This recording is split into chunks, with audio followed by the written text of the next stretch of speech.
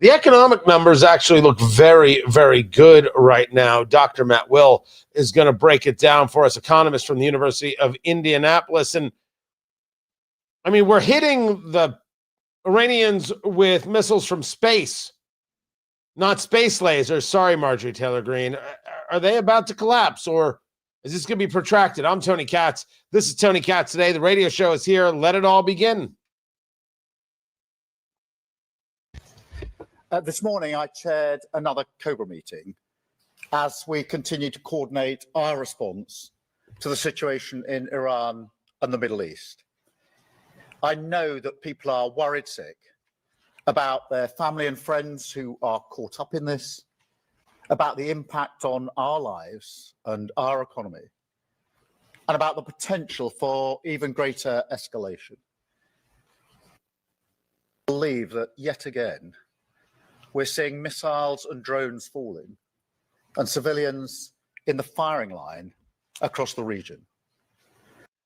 You can always depend on Keir Starmer to come across as a scared little boy. Tony Katz Today. Good to be with you. I don't mind that the Prime Minister of the United Kingdom has concerns. I mind that he is outrageously weak in his own nation and has the audacity to think he can be outrageously strong on the world stage. Until you do something about the Islamist threat and takeover of your own country, it's kind of hard to think that you're going to have a strong position on stopping Islamists in another country. As someone pointed out on social media, I'm only angry I didn't think of this first. They're like, look at all the Muslim and Arab nations supporting the United States and this hit on Iran and taking out the Ayatollah. There's Kuwait and there's the Emirates and then there's Jordan. And then you take a look at the Muslim nations that don't support this, and it's England, France, and Spain. I wasn't kidding when I said I'm angry. I didn't think of that myself. That's a very, very, very good line right there. And it's true. So when Starmer speaks, the Prime Minister, Keir Starmer, you have to wonder from what position he is coming from. Because this is a man who very obviously, first of all, he always looks scared. He always has a look on his face. And if you're watching the live stream, you see this look on his face right now. He always has this look on his face that someone is going to recognize that his diaper smells. It's this, I hope no one is paying too much attention.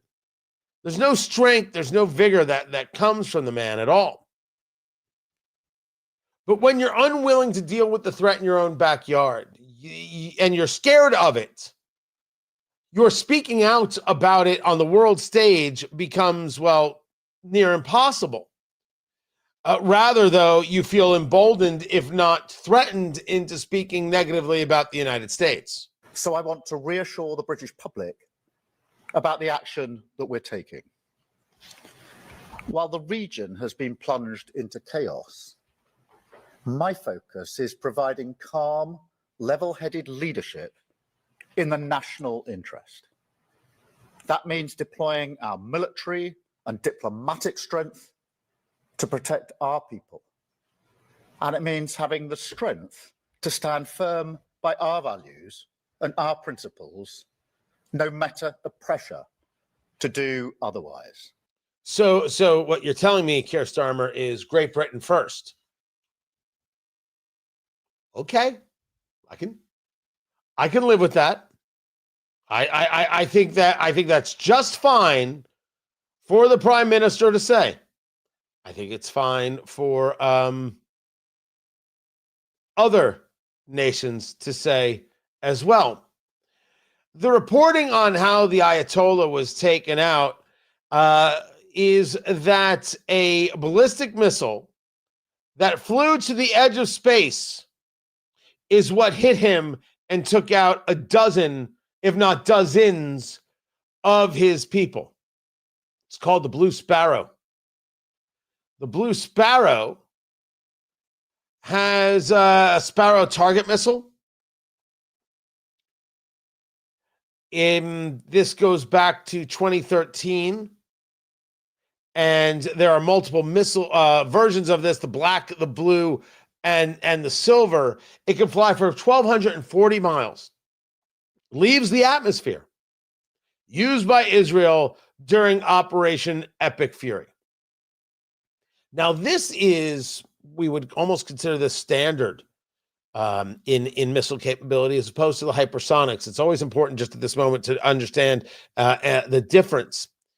The Blue Sparrow launches from a fighter jet out of the atmosphere down to the target.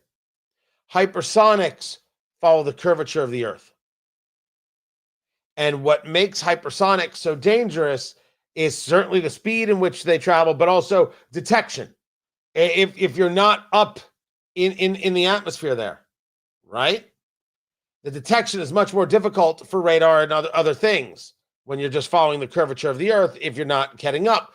So this is one of the reasons, for example, we want Greenland, because if Russia or China want to shoot hypersonics at the United States, you would be able to recognize what's happening and engage a defense, thus Greenland's importance. And of course, Greenland being part of what President Trump refers to as the Golden Dome, which is a fine idea. And it would also protect what? Europe, including the lowly Ireland and the lowly Spain. And they are lowly. Recognizing Palestine as a state, thinking that somehow the Ayatollah is worthy of your respect and somehow he should still be in power. These are despicable leaders and despicable nations. And it's a shame that I'm never going to get to Ireland. I'm never going to get to Spain. I mean, it stinks. Would I feel safe? No. Of course not. I would love to, but it doesn't seem to be the way things are going to go. We have been outrageously successful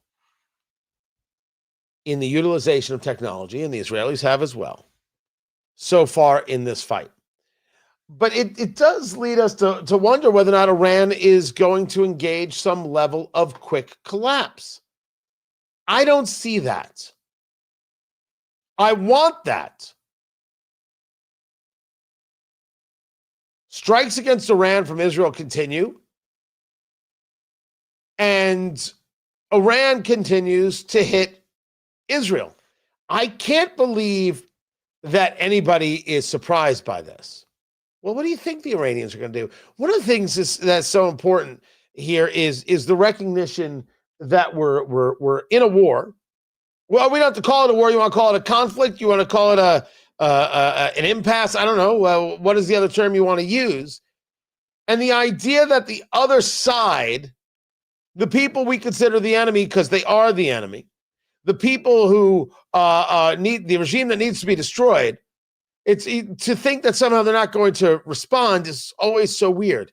It's like when Trump takes on and goes after the Canadians, and the Canadians get angry. People are like, how dare you? What do you mean, how dare you? They're going to do what they do. You don't know that this is coming?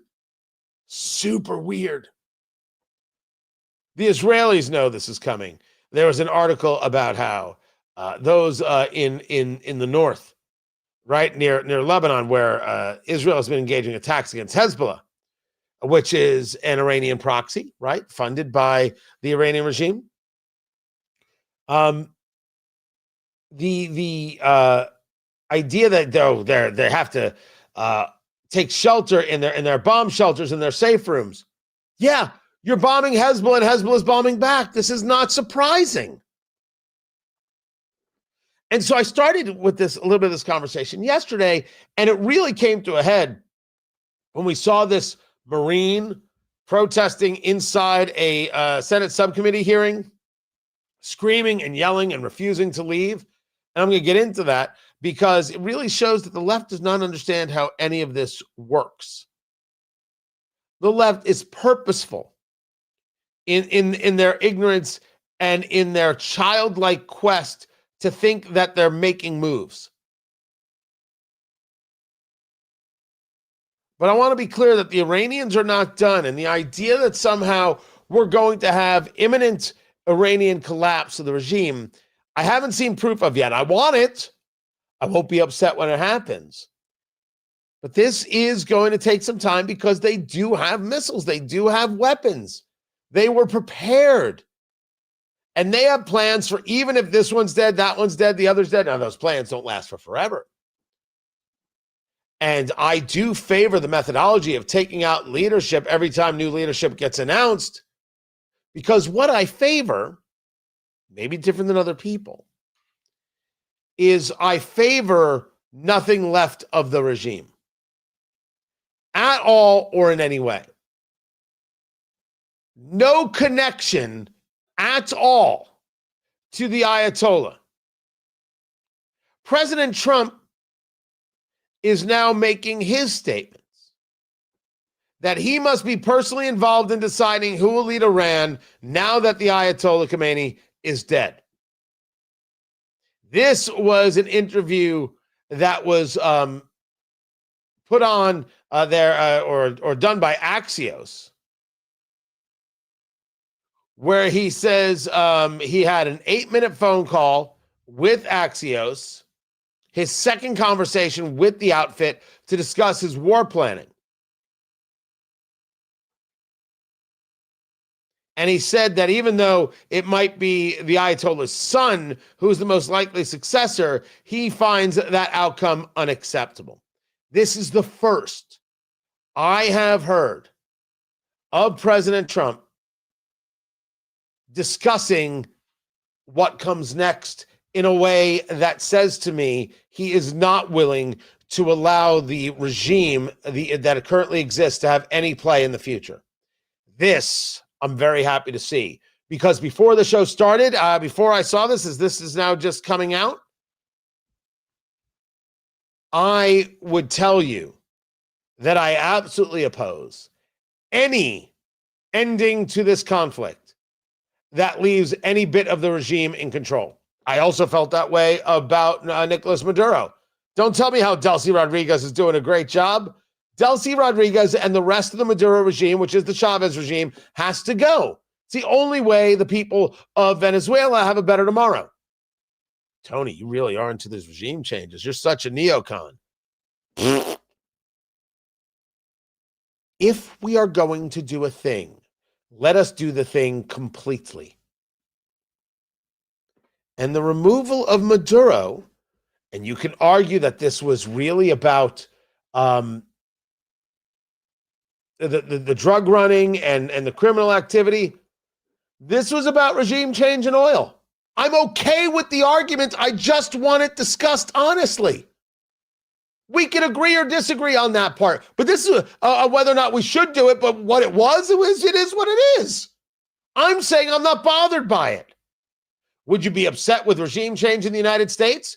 I think if an army wanted to invade the United States, we should slaughter every last one of those bastards until quite literally no part of their body exists. I feel that way about terrorist cells and a whole bunch of others. I'm not a queasy guy. Oh, sure, you're not a queasy guy, Tony. It's somebody else's kid going to war. It's always somebody else's kid going to war. And when that doesn't work, we have the Second Amendment. Can I help you? Can I stop the maddening people from being ridiculous little children? Can I ask them to grow up and be men and women who can handle a situation? Here we are. My serving or not serving doesn't change reality. Everyone needs to grow up. We took out Maduro. Finish the regime change. You want to control the oil? You got control of the oil. Finish the regime change. We took out the Ayatollah. He was a threat to the United States going back to 1979, the taking of hostages, when we should have slaughtered the bastards then. And we should have slaughtered the bastards after 1983. And I don't care if Tucker or Megyn Kelly or Dave Smith or any of that loser Jew-hating bigoted crowd is happy or not. And they are what they are. I don't know why they are the way they are, but they are the way they are. I'm not interested in this conversation of somehow thinking that this is all somehow new. This isn't new. Dear Lord, people, read a book. None of it's new. If we're going to take the moment to take out the Ayatollah, you have to take out the entire regime. Every last bit of it. And they cannot be allowed to have power. And this is not a Muslim country. It is not an Islamist country. It should not have an Islamist leadership. And while we are there protecting American interests and American lives that have been lost over the last decades and avenging that, which I'm also not necessarily opposed to, let's make sure that the right people are in charge. And no one associated with the Ayatollah or being an Islamist is the right people. How about that as a standard? It's not an Islamist nation. Let's make sure it's not going forward.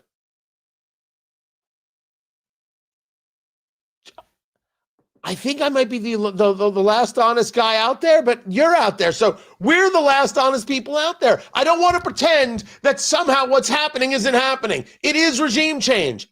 I'm okay with it. I'm saying the words because that's what it took to protect American lives and American interests.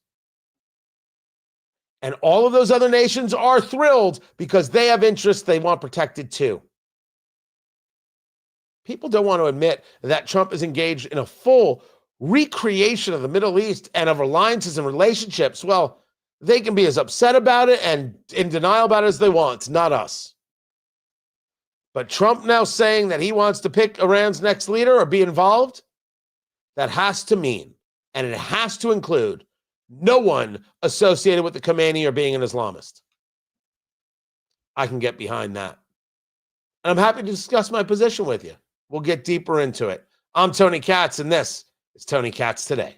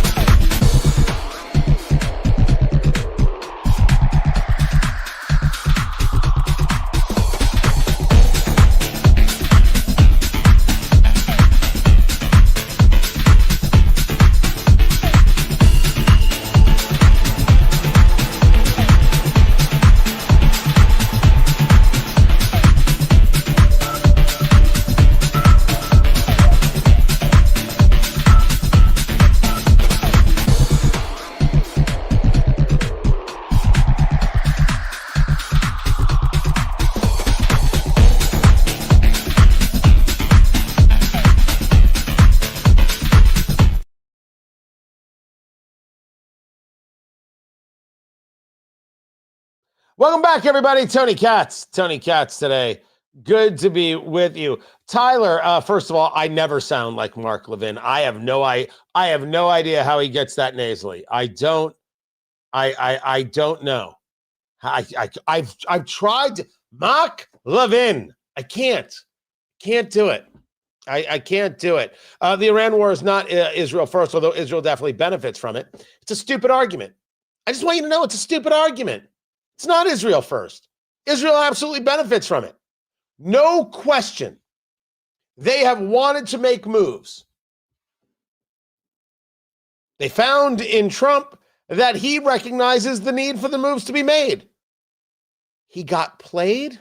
It's just so stupid. It's just so dastardly stupid. But what's worse is that you're making the argument that the U.S. had no reason to take out the Ayatollah and to end this regime. And my argument is that's silly talk. That's childlike pablum. It's not legit. It's not real. It's like that woman on the plane. That Mother Blanken argument is not real. We have long had the argument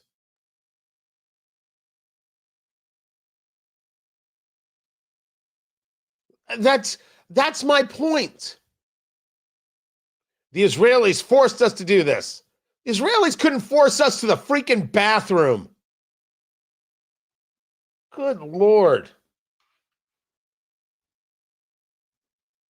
It's just a hateful argument. And it has no place. And the people who want to engage it are silly. Silly. Oh, he did this to avoid the Epstein files. I'm still talking about the Epstein files. It's just an ignorant argument as I see it. And it's Tucker's and it's Candace's and it's Megan's and it's, who is the other guy? Oh, Gavin Newsom. Those four deserve each other.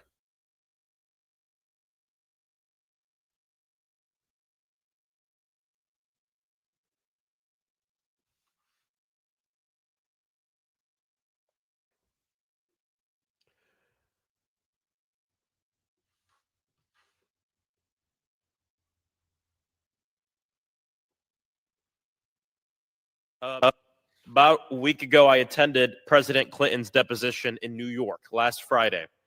This deposition raised even more questions about President Trump's relationship with Jeffrey Epstein. Let me explain why. Yes, explain First why, off, Representative Frost, when he said quite clearly, I never saw Trump associate with any of this. I never saw Trump connected in any way, shape, or form. He literally said the words in between looking at old photos of himself with some of these young women and smiling like a freak. Tony Katz today. The left can't stop. As I have said before, running on Epstein is part of their plan to win the midterms. No policy conversation. They're running on Epstein. 10,000%. Do we have to listen to this guy?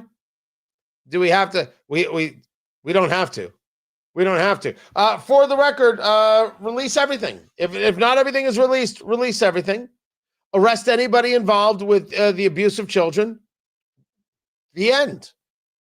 I mean, I've been singing the same tune now for how many years on this subject? Same exact conversation. Release everything. I haven't changed a bit. I blame Bill Barr for Jeffrey Epstein's death. You didn't have 12 guards. You didn't have 14 cameras. William Barr was the attorney general at the time. I blame him. So silly. Started a war because of Epstein files. We're still here, still talking about the Epstein files. I guess that didn't work. Bill Clinton is the one who bombed an aspirin factory to get you to not think about Monica Lewinsky. We're still talking about Monica Lewinsky.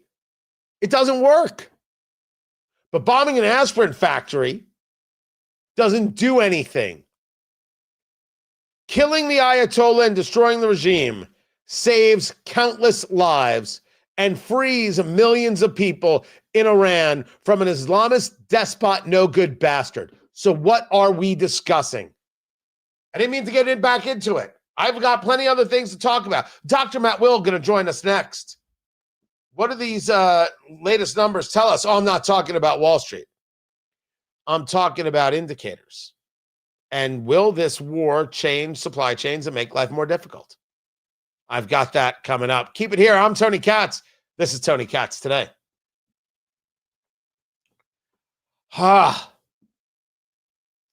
So I will tell you that one of the things that is going on with me, I am now finding it very, very difficult to not start calling people bitch every 4 seconds. I admit it's a real issue. And it's so no way to do radio.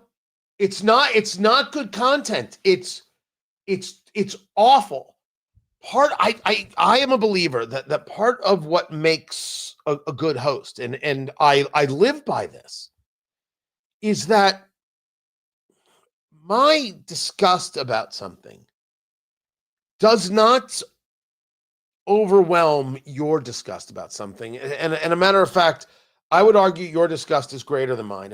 And one of the advantages I have is this show. I get to vent it out every day. You guys know I do 2 shows a day, right? I do 6 hours of radio a day.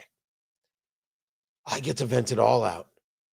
And very often you're at work dealing with nonsense HR, you're in the car, you've got other things going on in your life, you don't get to vent it out. And part of the connection is that sometimes I get, because of this gig, the opportunity to say something you would love to say, but you don't get a chance to say. And so what I think is necessary is remembering that I am in such a fortunate position with what I get to do. I refuse to be a guy who's angrier than you are about the thing. As a matter of fact, I want to help people through that. And here's something to think about. Here's a way to position it. And here's a thought about it. And you take for that what you will, and you agree or disagree, and you get to be in that part of it, but never once angrier than you. That, because I think that that's a huge mistake. And I do think that there are hosts out there online and on radio who make that mistake constantly. And some of them get popularity out of it. I've never quite understood it, but neither here nor there. Lately, I'm just sick. It's not the old sick to my stomach thing. I'm just sick and tired of the stupid. And the Tucker, Megyn Kelly, Candace Owens ridiculousness. This is not cute. This is just dumb. This Dave Smith stupidity. The IDF is the biggest terrorist organization. It's just dumb. It's just hateful garbage. And I'm not interested in being nice. It's scumbaggery from a scumbag. We're not talking about a disagreement on policy here. We're talking about just a fundamental grossness. Why shouldn't I say so? And I do find myself disgusted by it. I think I find myself more disgusted that more people are willing to buy into that. This Israel Jew rage that they've got. It's madness. Madness. It's gross. And then, of course, the people who want to claim that I've got dual loyalty because I'm Jewish, it's just so, and it's frustrating sometimes. And you just want to, there are things people need to be told, and that should happen nose to nose. And it's not, I know in the end, it's not worth it. You got to engage the conversation properly and accurately. And you got to help people get facts, data, thoughts, ideas, philosophies that help them make good decisions. And so I remind myself of that, but sometimes. Whoo. Meanwhile, let's get to Dr. Matt Will, shall we? Yes, let's.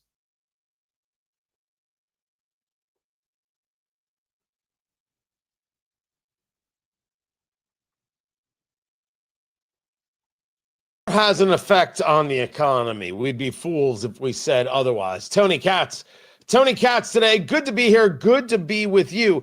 And we're seeing a lot of economic indicators that are coming out, but some of these things are trailing indicators, means it happened a month ago or 2 months ago or 3 months ago. It has nothing to do with what's happening with dropping bombs on Tehran right now. And again, full disclosure, in case you needed it, I'm totally fine with taking out the Ayatollah, and I'm okay with the ripples that take place for keeping Americans safe long-term if the regime is completely annihilated and destroyed.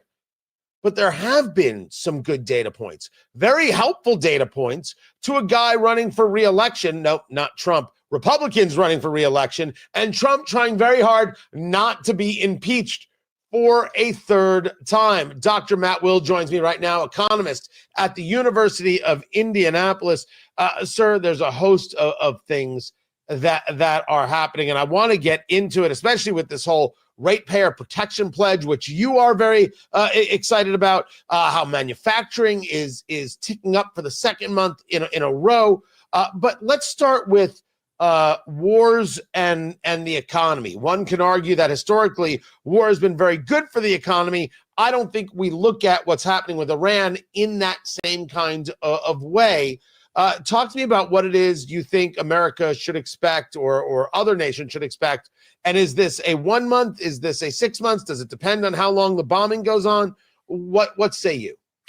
It's interesting because wars are not positive for the economy. What they do is they shift the economy. So Trump deserves a lot of credit for actually doing something that will cause some harm to the economy and thus may potentially hurt him in the midterms.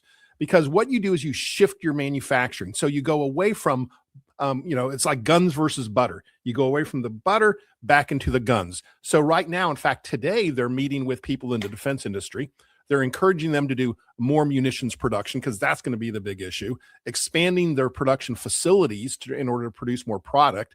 They've got to change their distribution and logistics on how they distribute all these munitions and materials for the war effort. And so that takes away from your private economy. It happens. We saw it during COVID when we started taking GM to make masks and ventilators. So it's not positive for the economy. It shifts it. And Trump deserves credit for biting the bullet and making a tough decision that's not going to be the best economic decision. And I do agree with that wholeheartedly. The thing that we're hearing most about is supply line issues. If you're getting pharmaceuticals from India, if you're getting other products from Southeast Asia, if you're getting materials like fertilizers from the Middle East, you now have issues with the Straits of Hormuz, with ships and how they're going to travel and avoiding certain areas that create supply line issues. Is this already being seen? Is this something that we should expect to see in the markets and in our pocketbooks in the months ahead, or can this be easily stabilized? It'll be easily stabilized as we get the shipping lanes under control, because some of the ships have already been diverted down through South Africa. That's a much longer route, but it's going to be more, it's going to get the goods there. So it causes just a delay.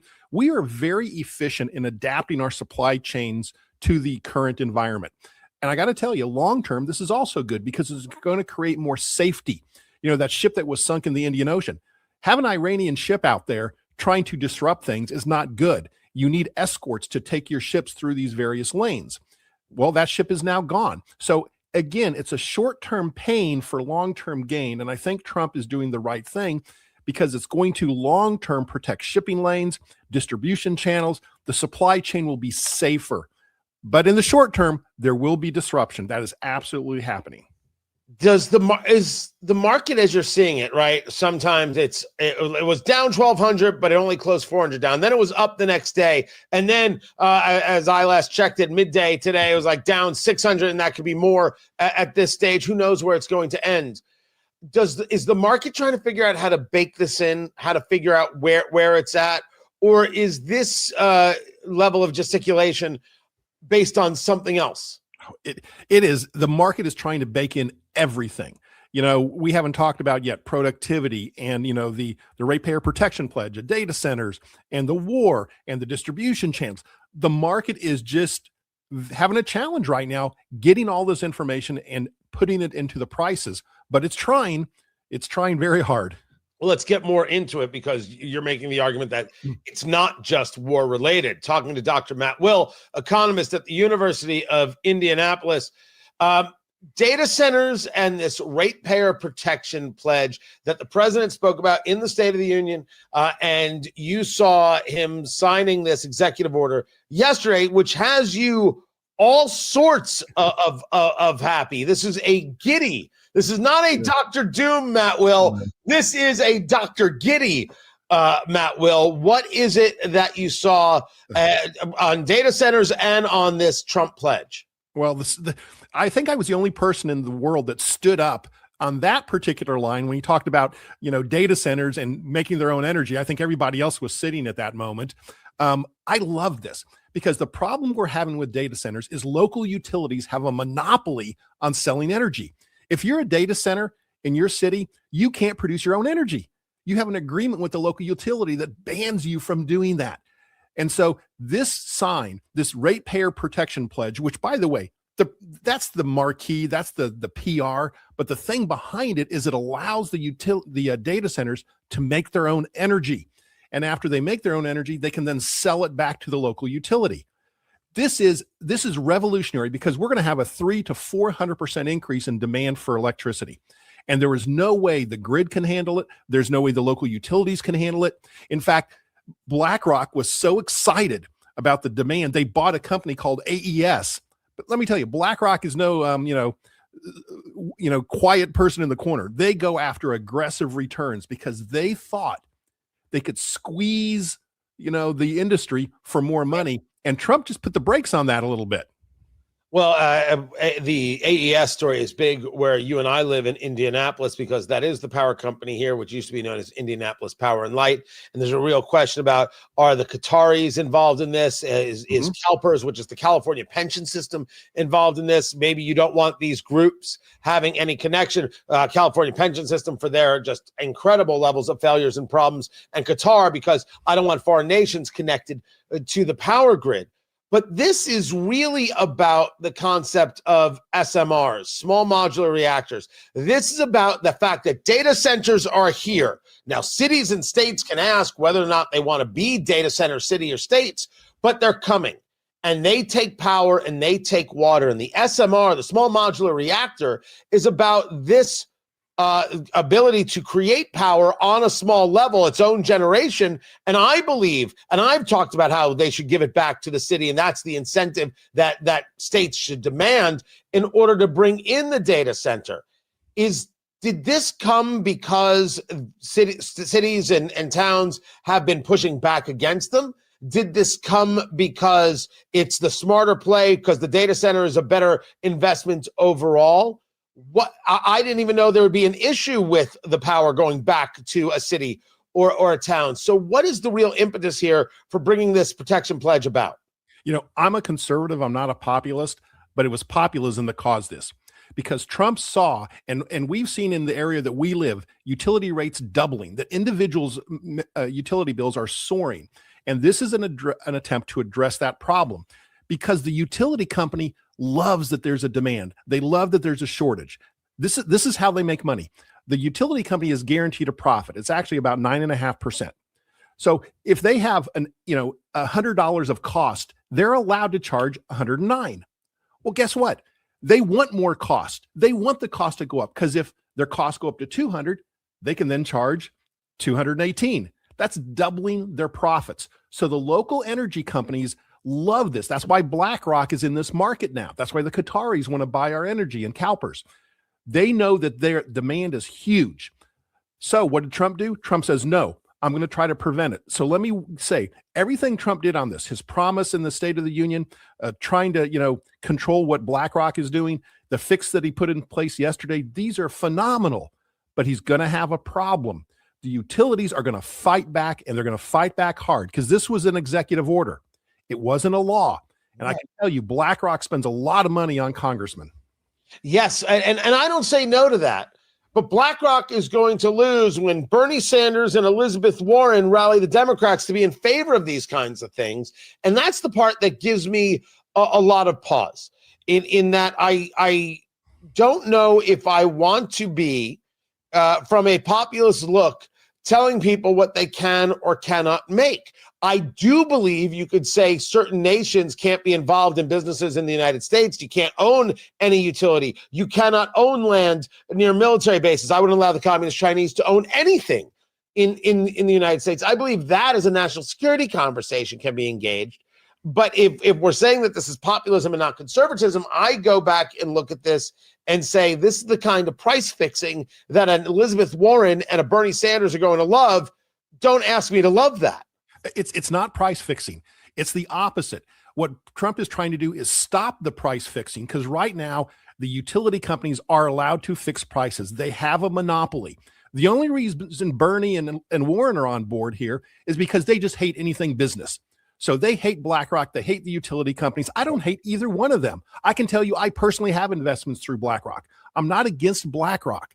What I am in favor of is more competition, taking the handcuffs off the local data center and saying you can produce your own energy. That's not government controlling prices. That's more free market. That's more capitalism.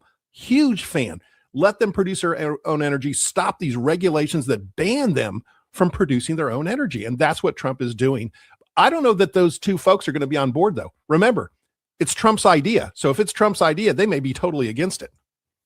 It'd be interesting to see them say we're opposed to lower energy rates when they complain about energy rates. But if it plays out as you're discussing it, and it is a capitalist response, they'll absolutely be opposed to it. Talking to Dr. Matt Will, economist at the University of Indianapolis. You brought up productivity a couple of times. Productivity is up. You're a happy man.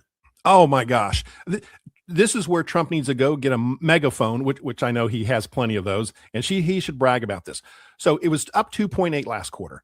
Now you're thinking, oh, okay, that's good. That's not great. That's despite the government shutdown. This is a government shutdown impacted number. And we always ignore the revisions. Let's not. The third quarter revision productivity was up 5.2%. Q2 up 4.2. Tony, I look back in history. I couldn't find 5.2 increase percent in productivity going back 50 years. The productivity is up because Trump is hitting on all cylinders on deregulation, on taxes, on the one big beautiful bill. He's doing everything. Again, it's like this, it's like this energy deal. It's not hot and sexy. It's not making headlines, but man, is it helping the economy. And with that productivity, you see manufacturing is up as well for the second month in a row. Wow. Okay. You know me, I've been talking, everyone says, oh, doom and gloom, Dr. Will, doom and gloom. Yeah, because our manufacturing base has been shrinking since the Liberation Day in April. Not the last 2 months. I'm so happy. Remember, we talked about this last month. Is it a trend? It's a trend. We got 2 months, and this wasn't a small increase. Manufacturing in the United States expanded at a 4.8% rate last month. Wow. This is good news. So the manufacturing is back. I was so nervous because we had a multi-year decline in manufacturing, and now we're back. Good for the economy, good for Trump and the things he's done to help that happen. And you don't think what we're engaged in right now in Iran takes away from that? Do you think that these things can still climb, even if it does take this 5 weeks plus that the president has indicated? It will cause a decline. No, not decline. It's going to cause a slowdown. Think of it as a tap on the brakes instead of stopping the car. It is definitely going to be a tap on the brakes. We're definitely going to see some economic pullback from this, but I don't think it's going to counterbalance all this positive energy that's happening. Dr. Matt Will, economist at the University of Indianapolis. I appreciate you taking the time to be with us. More to get to. I'm Tony Katz, and this is Tony Katz Today.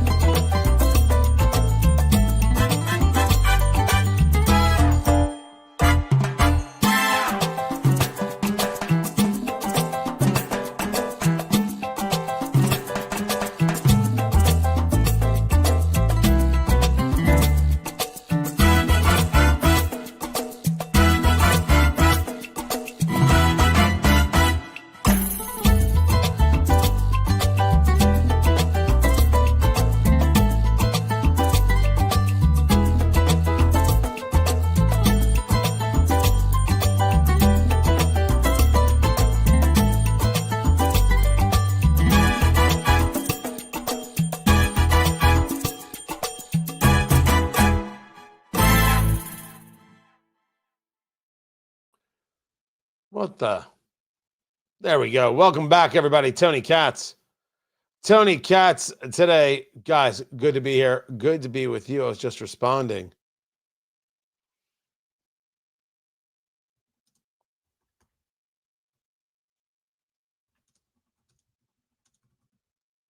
Hold on.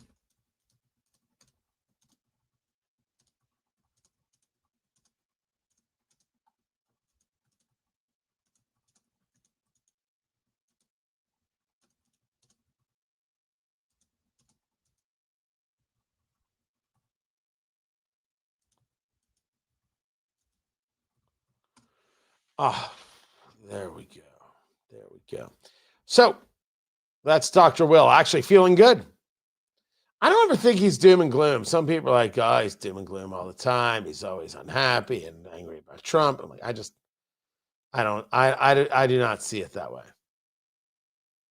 I never have. The House Republicans are set to have a news conference. Are we going to follow this?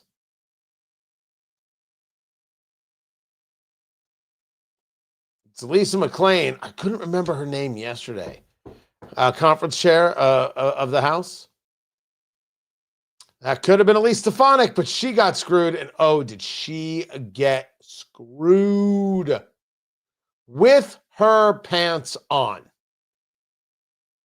By the way, the markets are now down 900. And tomorrow it'll be different. Is what is. Is what is right now. They are trying to figure it out.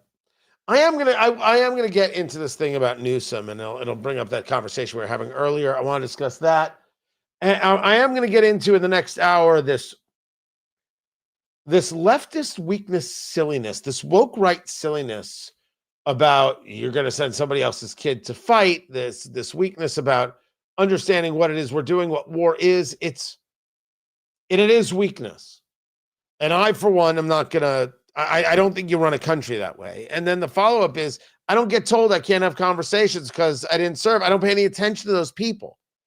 It aggressively needs to be pushed aside.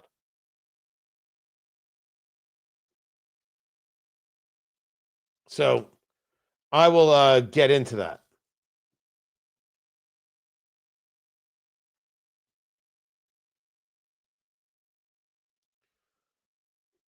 DJ Moore is going to be a Buffalo Bill? Dude. Sean McDermott hurt worst.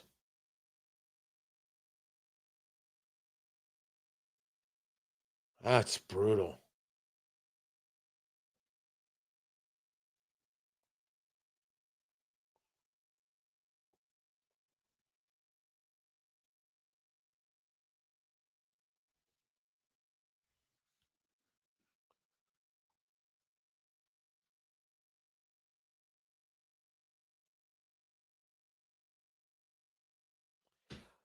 So the latest on James Tallarico, I mean, the opposition research hit hard in the last 24 hours. He is the Democrat who is going to be the Senate candidate in Texas, Tony Katz. Tony Katz today, good to be with you. And he's the guy who Stephen Colbert colluded with to keep a black woman from being on television to make her case to the people of Texas to win a primary. That was Jasmine Crockett. Oh, that's what happened. Hey, listen, it's not my fault that's Stephen Colbert's a bigot. He's the one who colluded. Oh, we're going to Tallarico on, but we're told we have to have equal time, so we'll only play his interview online, and we won't play it on air, and then we'll blame Trump when it's not Trump's fault. And sorry, that's an in-kind contribution. But the social media posts of Tallarico are coming out where he's all about how his white skin gives him immunity from the virus of racism. And oh yeah, you know, the trans community, they need abortion rights too. Oh, there's so much.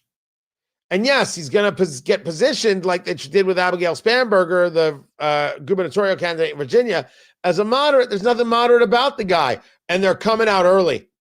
Doesn't matter whether it's Cornyn or Paxton, and we'll get into it. I'm still a believer that Cornyn has a better chance to win a general election than Paxton. Paxton has more baggage. I'm not an anti-Paxton guy in that regard. I'm saying that Cornyn has less baggage. It's an easier victory. But they're not even waiting for the Republicans for who the nominee is. They are just coming directly at Tallarico. And I think it's going to go on for a while. This is Tony Katz today. So here's where we are. Here is what we've got. The radio show is in commercial break. So we will be in a commercial break. By the way, if you told me he's farther left than Crockett, I don't know if that's true. I would say he's equally as far left as Crockett. I mean, we agree there in that he is a true lefty. And he's trying to position himself as what he's not. So I will have more on that, and then more on this wimp class. Oh, I'm going to get yelled at for it in all sorts of ways. Whatever. It doesn't bother me at all or in any way. The truth will get told, and it will be told right. It will be televised. Guys, hang loose. Smoke them if you got them. We're going to be back in a little bit. Glad you're here. Keep it here. We'll be right back.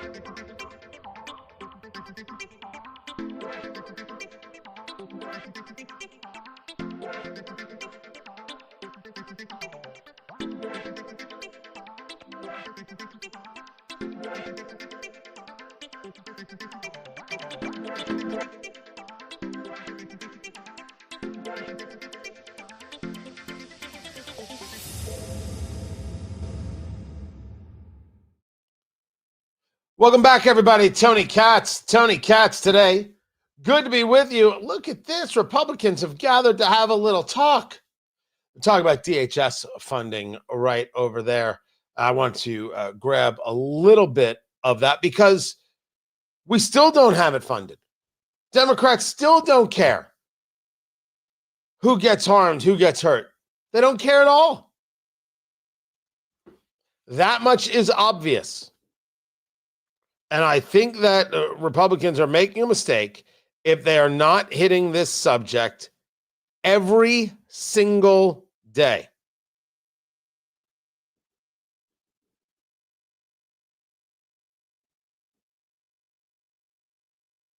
Let's see what we've got right here. That is not it. There it is.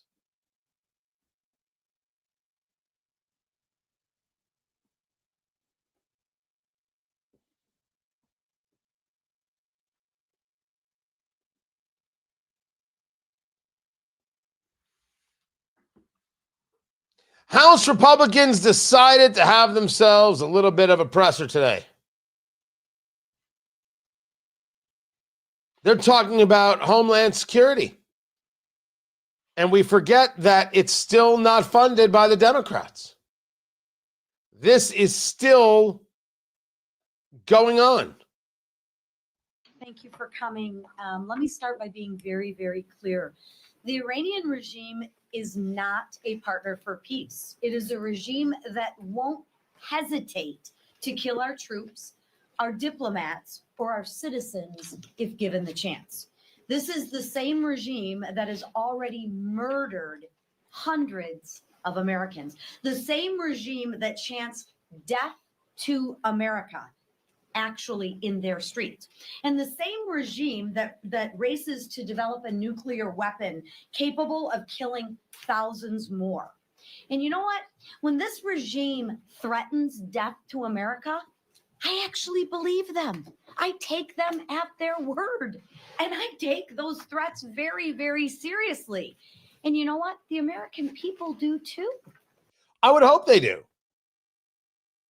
But there seems to be a lot of people who don't care about these threats at all. Tony Katz today, if I didn't say hello. That's Lisa McClain. She is the Republican conference chair as they have this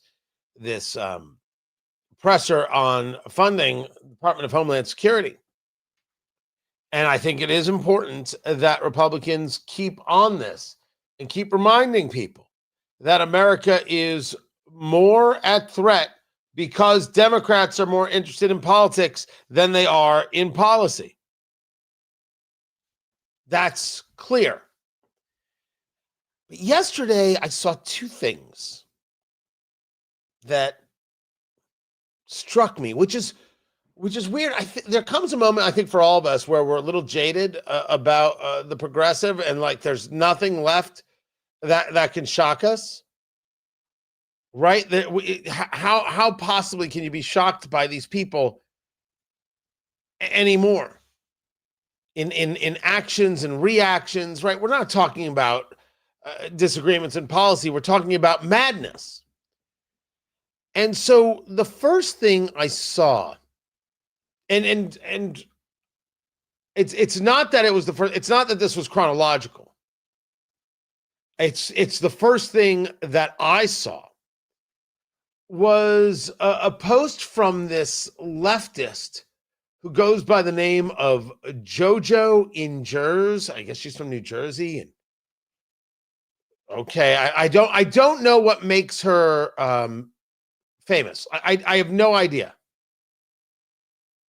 I have no idea why she is considered a celebrity amongst the left at all. She has 1 million followers. And she had posted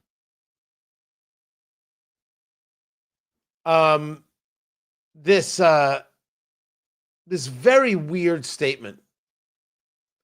Very, very strange statement. And she refers to herself as a mom, Jersey, Democrat, news junkie, Lebanese, hothead, views are my own. Oh, okay. Hothead. Sure. And it read, "We just blew up an Iranian ship in international waters and left all of the survivors to drown. This is who we are now." And I thought that was quite literally the craziest thing I had ever seen. Because I had responded to that by asking, I think, a very, very simple and easy to understand question. Do these people not understand how wars work? Are all leftists new to war? Yes. We had a submarine shoot down the latest top of the line Iranian warship because the Iranian warship needed to go.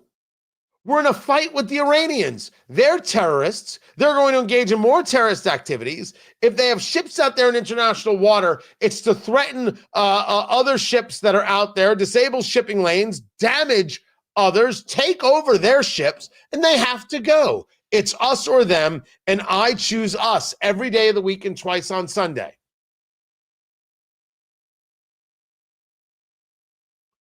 This lefty is amazed.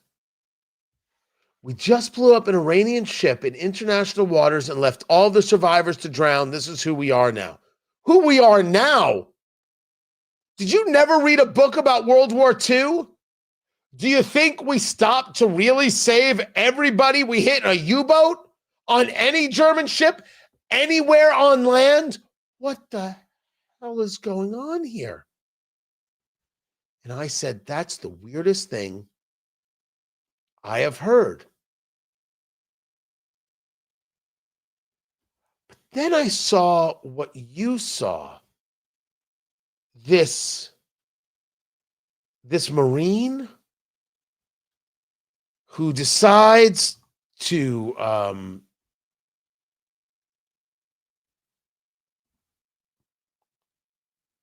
interrupt a Senate subcommittee hearing. His name is Brian McGinnis. And Brian McGinnis, it turns out, is running for office. He's running for Senate. I think he's running in the Carolinas as a third-party candidate. And he is in his dress blues. And he is disrupting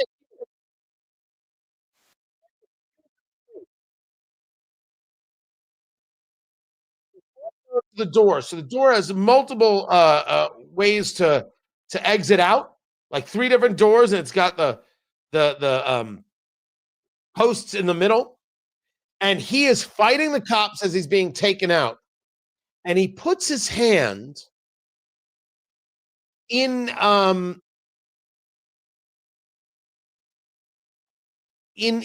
onto one of the posts, and so one of the doors closes on his hand. Closes on his hand. So what happens is that what you see is that here are these cops trying to drag him through, thinking he's holding on, and his hand is stuck. He was holding on, but then his hand gets stuck. And all of a sudden you hear somebody screaming. I'm not playing you the audio because I didn't get to check if there was any cursing or anything else. I mean, this guy is screaming like a freak. Someone starts yelling, his hand stuck. You broke his hand. And I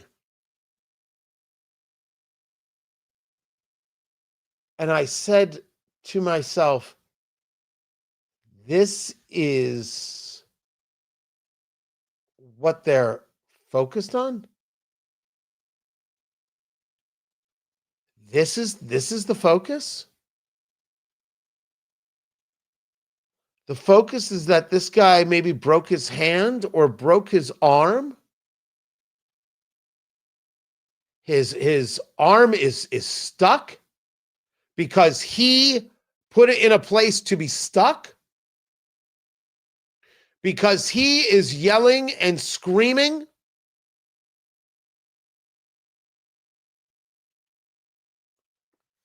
And I realized that the left does not seem to understand what is happening around them. They certainly don't understand what a war is. They don't understand what a conflict is. They don't understand what it is to win. And they refuse to accept the idea that the person who acts improperly, engages improperly, might end up getting hurt. Let's apply this to something that we have discussed on the regular. If you are one of these absolutely ridiculous protesters who blocks traffic, what have we said? Time and time and time again, you should expect to get run over. And when they do, they act shocked. How dare you? How have we described it here? We've said this is an abuse of the social contract. The left believes that you have to engage and support the social contract at all times, and they can do anything they want. So when they block traffic, you're not allowed to run them over or hit them with your car or nudge them out of the way. You have to stop. You have to wait for the police to arrive. Then you have to uncuff them or undo this, and you have to treat them humanely, or you have to give them water. Somehow, when they glue themselves to the roadway, you have to come out with a jackhammer and help them safely get to the other side of the street and then give them medical care. When they destroy artwork and glue themselves to the walls of museums, you have to shut down the museum and you have to make sure that they're okay and make sure they're well fed. I don't buy into anything of that.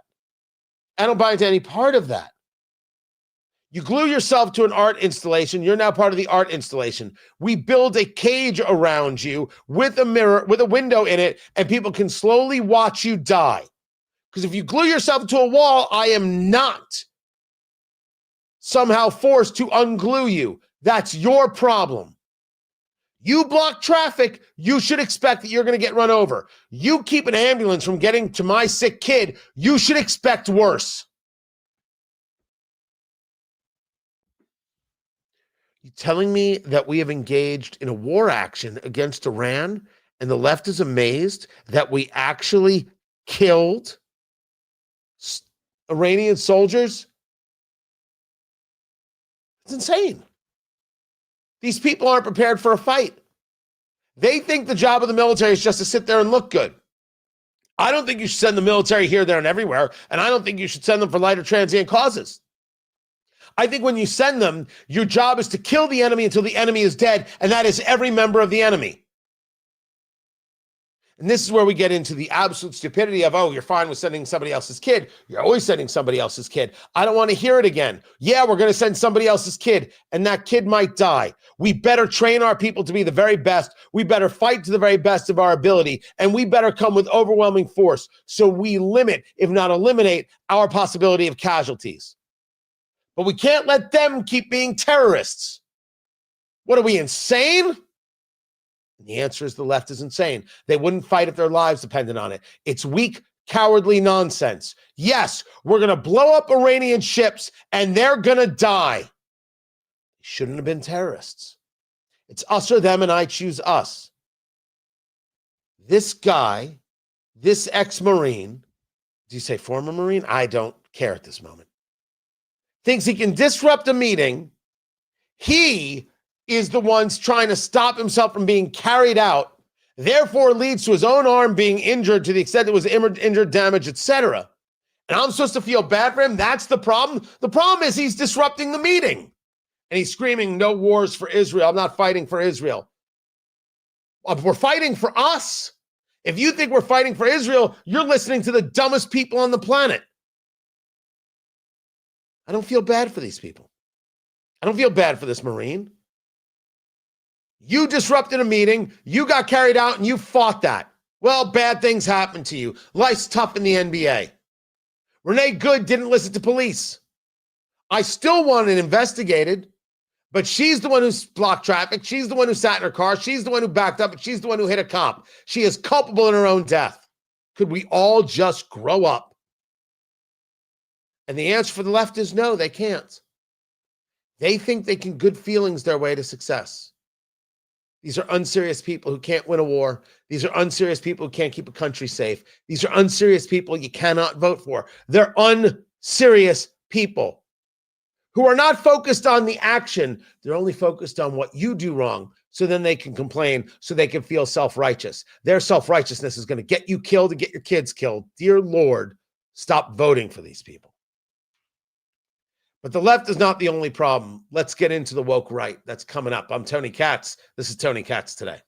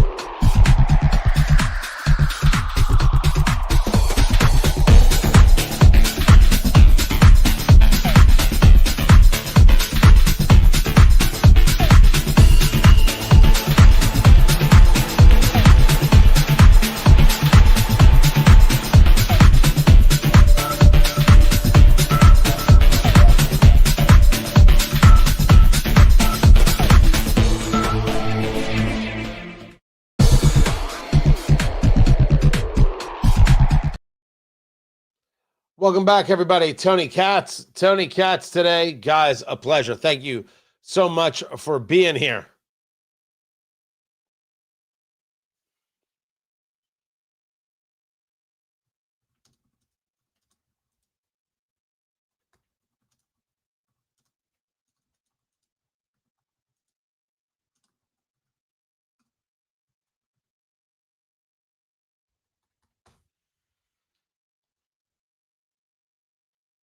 All right.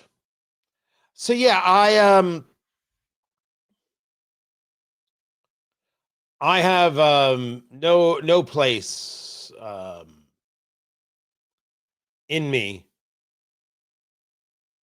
for Tucker and Candace and Megyn Kelly and this latest from Gavin Newsom, the scumbaggery. And so let it just let it out, say the words, and if people want to still be a part of it,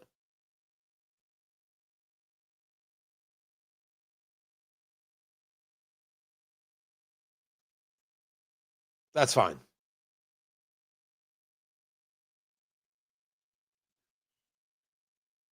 That is fine. All right, let us get into it.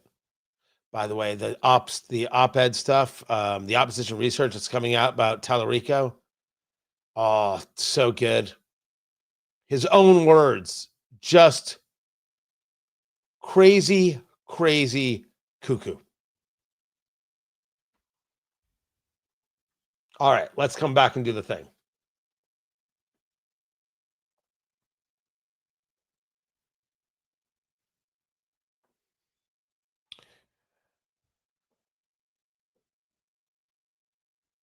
So Gavin Newsom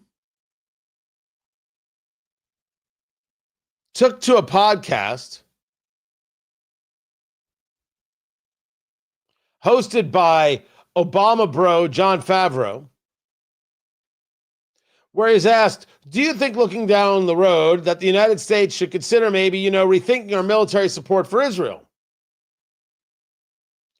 And Gavin Newsom responds, it breaks my heart because the current leadership in Israel is walking us down that path where I don't think you have a choice about that consideration. Gavin Newsom referring to Israel as an apartheid state, buying in to the nonsense Jew hatred and bigotry that we have seen all over the place. Candace Owens, Tucker Carlson, Megyn Kelly.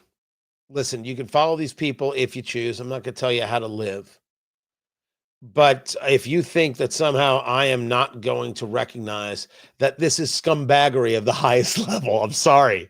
It's scumbaggery of the highest level. It's just stupid.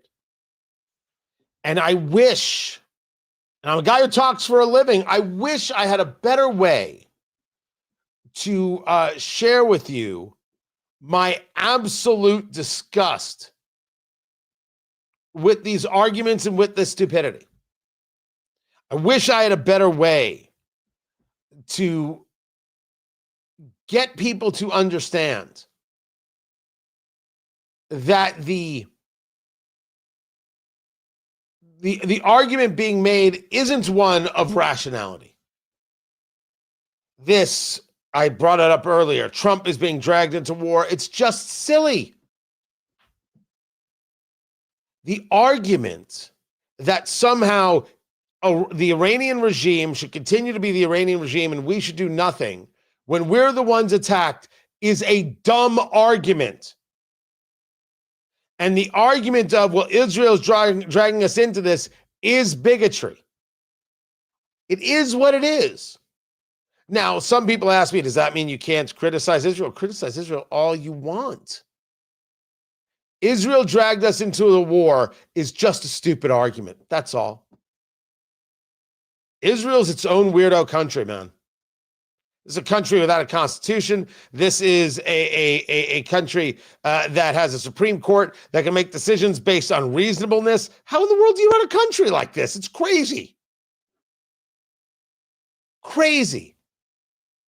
But in every aspect of them dealing with, for example, Hamas, screaming genocide is stupid.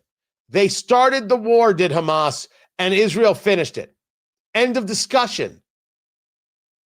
If you think that somehow they should apologize for their response to the murder of 1,200 people, it's just too weird for words. It's double standard garbage. No one should pay attention to you. Dave Smith is wrong. Tucker's wrong. Candace is wrong. Megan's wrong. They're all wrong. Everyone's better off when Hamas is gone. And everyone forgets that Palestinians participated in the murder of the 1,200. These things happen. A response is going to come. They're amazed by the response. Hamas is supported and funded by the Iranian regime. They have to go. And yet you have these people who want to say Israel shouldn't do this and Israel shouldn't do that. Israel's always the problem. You think it's Jews obsessed with Israel? It's these people obsessed with Israel. These freaks. And they don't even have a good argument. They don't have a good argument. If Netanyahu wasn't the prime minister, by the way, I'm amazed he's still the prime minister. I know Trump wants him pardoned, but that's internal politics with some ethics charges. And I always figured they would come one way or another. I don't know what the Israelis are going to do. But even if Netanyahu wasn't the prime minister, the opposition party, Lapid, I think that's his name. He was in favor of taking out the Iranian government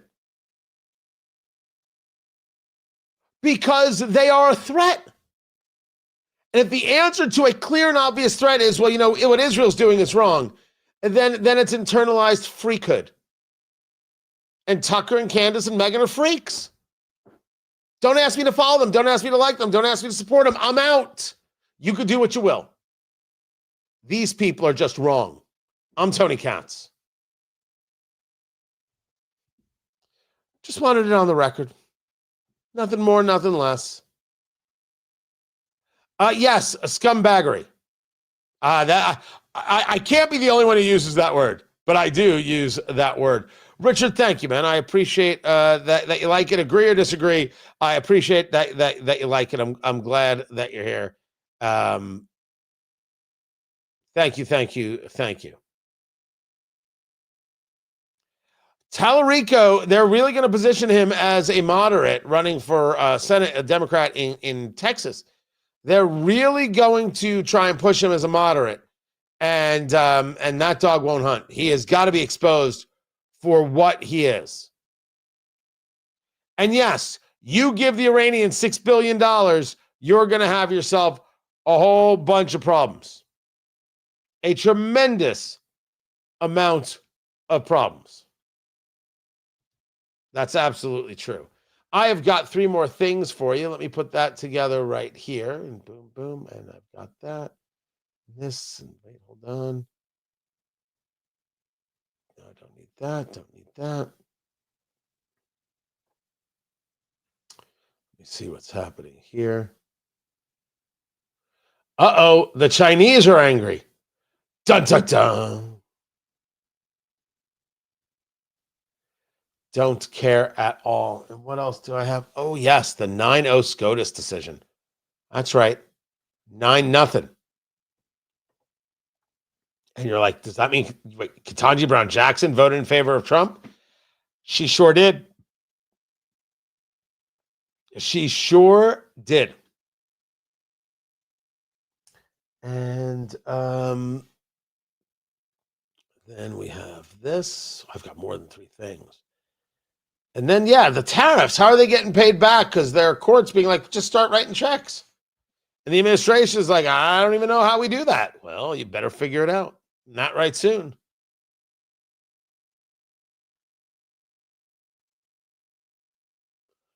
All right.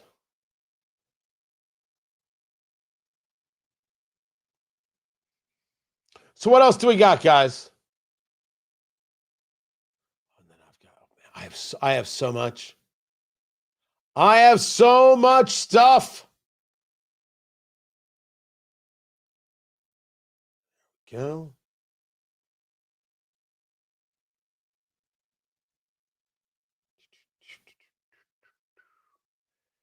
All right. Okay.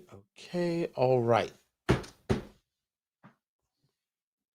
What else is going on? What else do we know? I've noticed that the chat is very quiet of trolls today.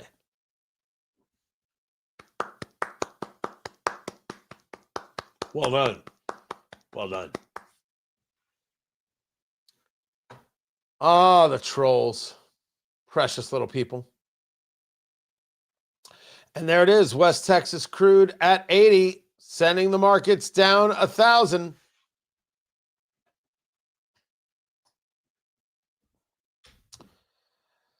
That is a thing. That is a thing. Coming back in a little bit.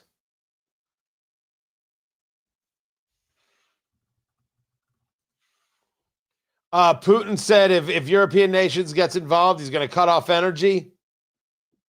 Just so you know where these people are.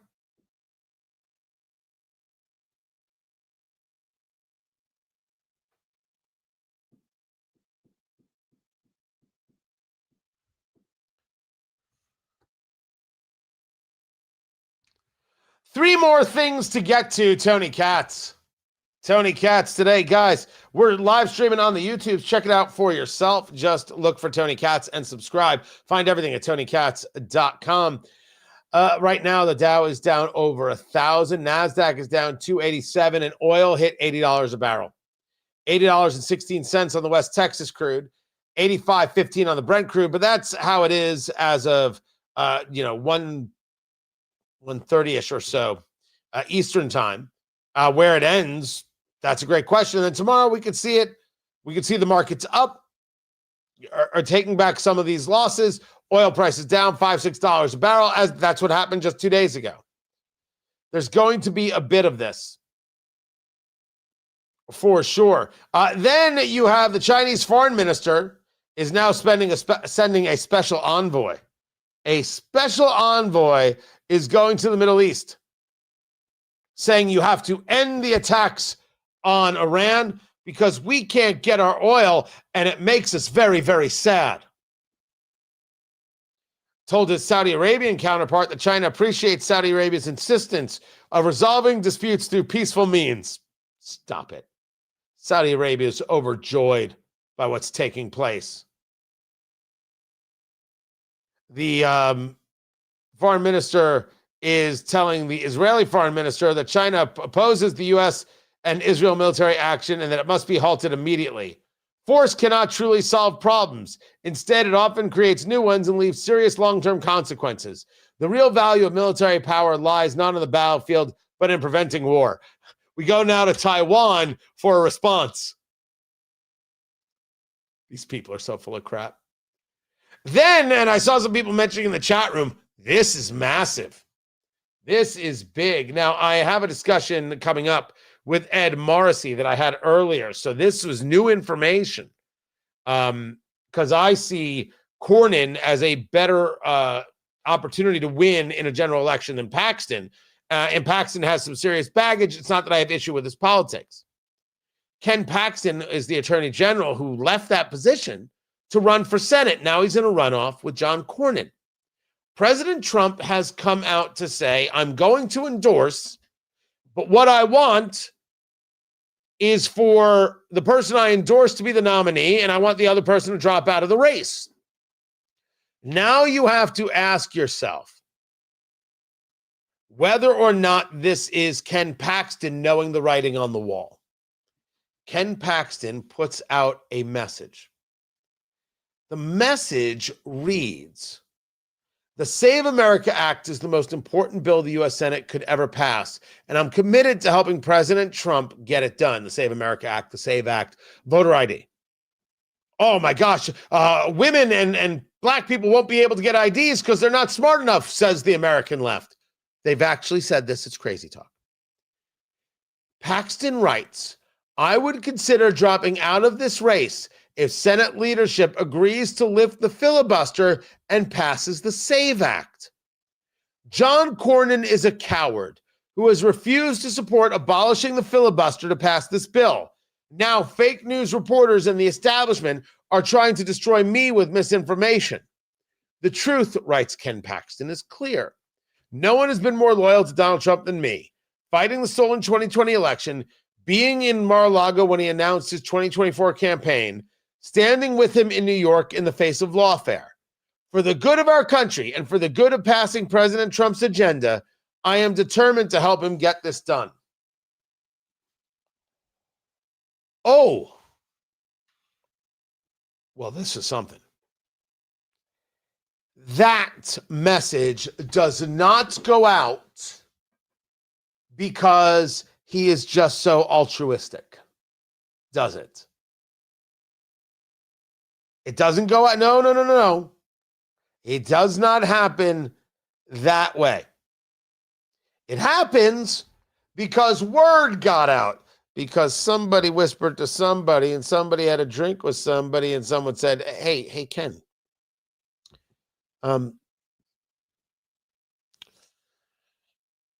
listen, I don't want to, Ken, I don't want to speak out of school. Right? I can't tell you how I know what I know, but you know that I know people and Ken. Nah. What do you mean? What do you mean now? Kenny. Special K.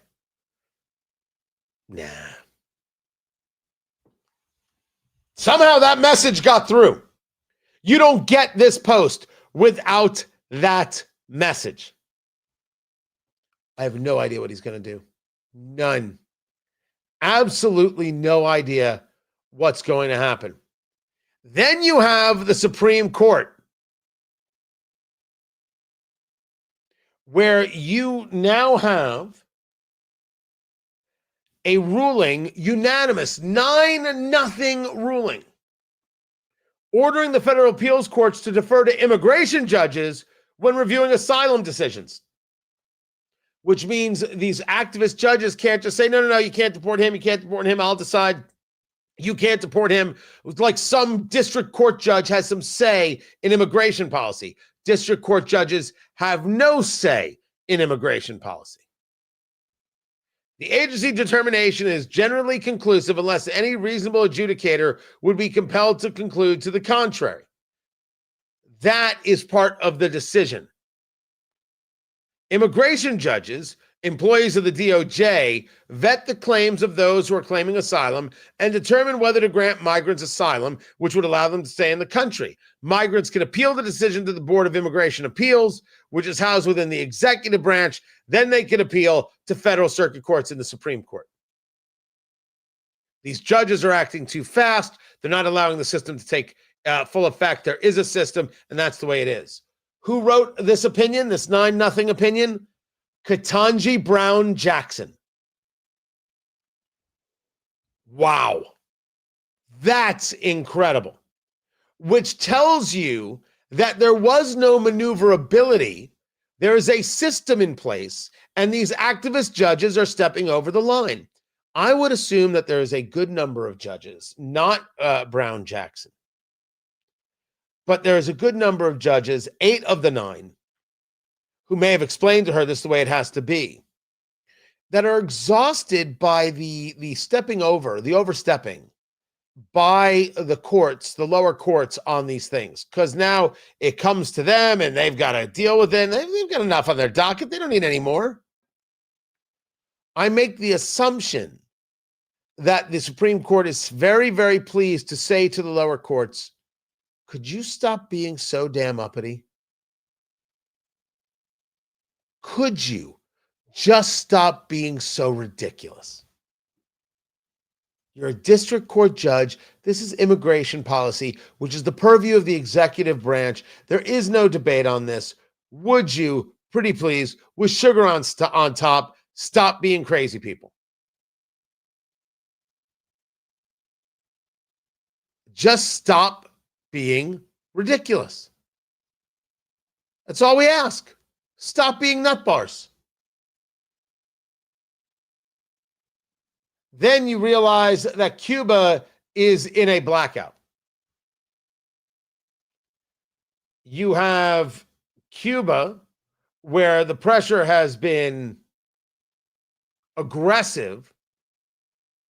They haven't been able to get their oil because Venezuela is not going to send them the oil because the United States is running things. They don't have the energy, and now they're seeing blackouts. All of this goes back to President Trump and this unbelievable statement that took place in the chopper presser. He's there. He's getting ready to get on Air Force One or Marine One to get on Air Force One. And it's the most insane line I have ever heard at any time from any president ever.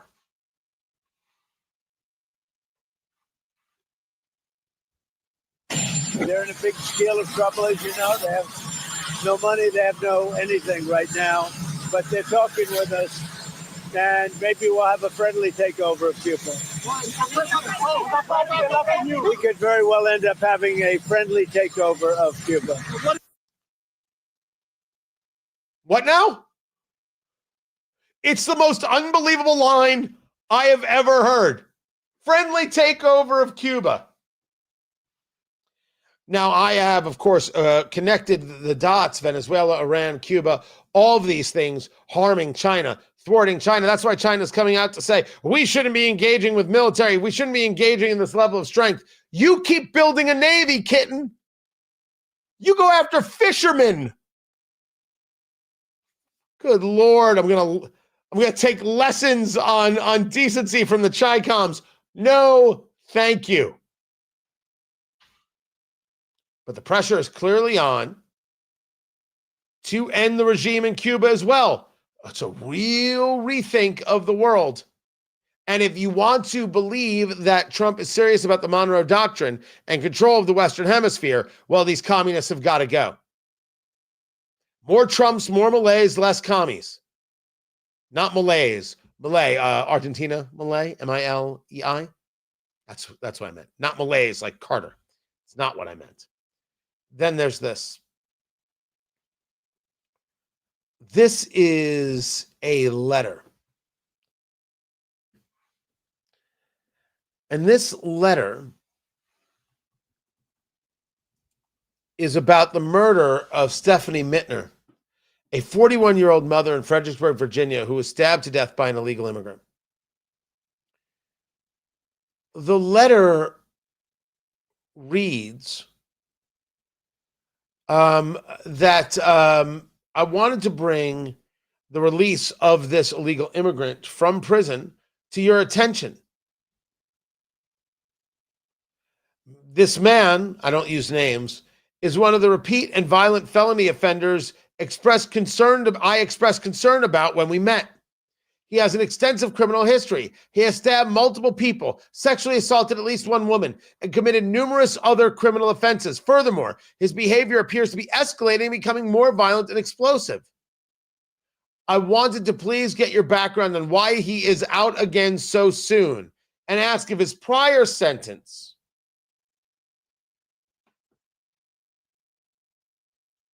suspended sentence was pursued by your office. Unfortunately, based on Station's numerous dealings with him, again, I want to share my concern that it is not a question of if, but rather when he will maliciously wound or worse again. Unfortunately, my concern came true after you and I last met with his last violent attack. That letter was the Fairfax police warning the attorney of the Commonwealth, Stephen Toscano, in his office about this guy. They released him anyway. This is the blood on the hands of the governor of Virginia, Abigail Spanberger, and the attorney general there, if you will, I should say the Commonwealth attorney, Steve Toscano. They knew he was violent. They let him out, and he murdered again.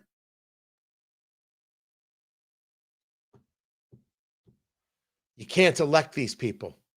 They're out of their heads, and they're dangerous. These people are Democrats. I'm Tony Katz, and this is Tony Katz Today.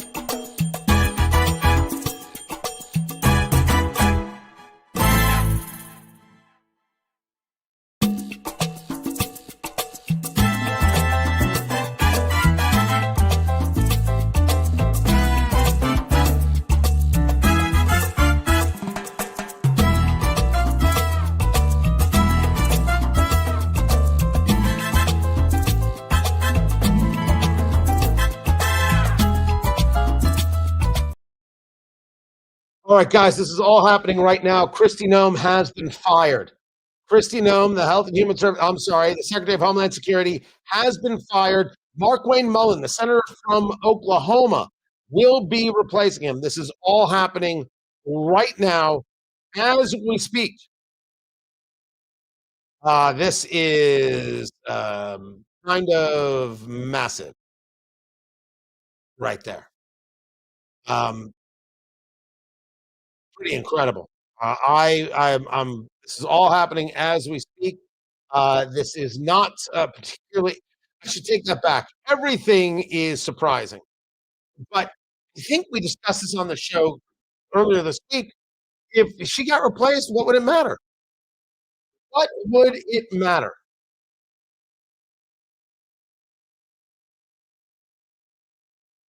This is something else going on right here. Let me get to this as well. Effective March 31st, Markwayne Mullin. I don't know why it would be Markwayne Mullin, the senator from Oklahoma. I'm not necessarily opposed by any stretch. But there she was at the hearing just yesterday. So this changes many, many, many, many, many, many things. Many things indeed. All right. I don't know if this now means Trump is going to speak, if we're going to hear from him.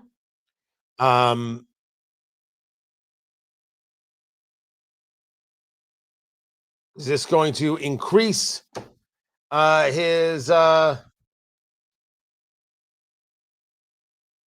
what's the word I'm looking for? Increased popularity. Democrats are now going to what? Do we now have funding for HHS? That's the question.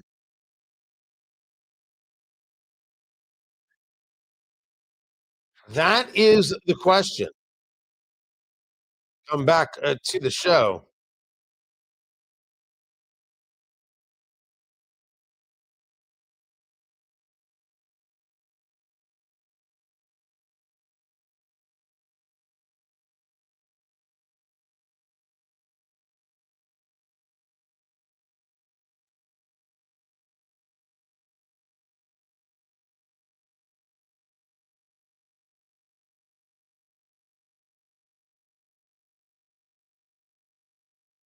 Kristi Noem has been fired, ladies and gentlemen. This is the breaking news across the transom right now. Tony Katz today. You're going to be hearing it all day. Kristi Noem, the Secretary of Homeland Security, has been removed by President Trump to be replaced with Senator Markwayne Mullin, the senator from Oklahoma. I'm not quite sure what we see there as what about Markwayne Mullin's past would bring him to this position. We had, of course, Secretary Noem in front of the Senate committee and the House committee over the past couple of days, testifying about ICE and a host of other things. I made the argument that it wouldn't matter to me if she was in charge or not. You could put Tom Homan in there, who clearly has shown himself to be more professional in multiple ways. There are a lot of people you could put in this position and in this place. The left is going to do what now is the question.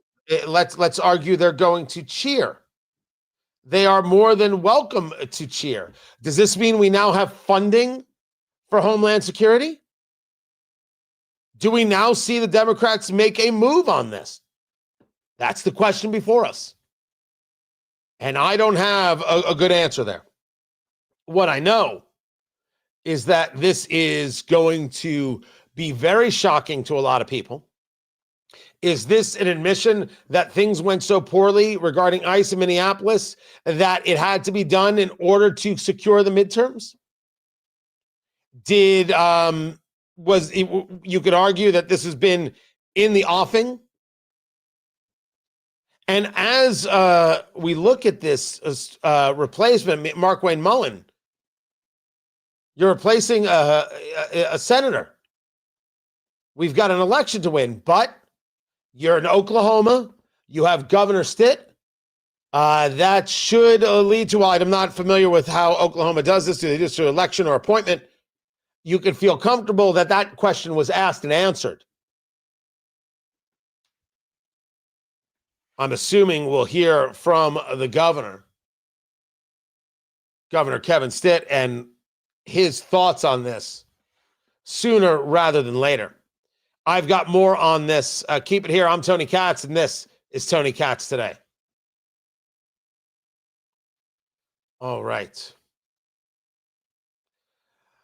So, well, this is going to get interesting. I do not know if there are going to be, I don't know if there's going to be a statement.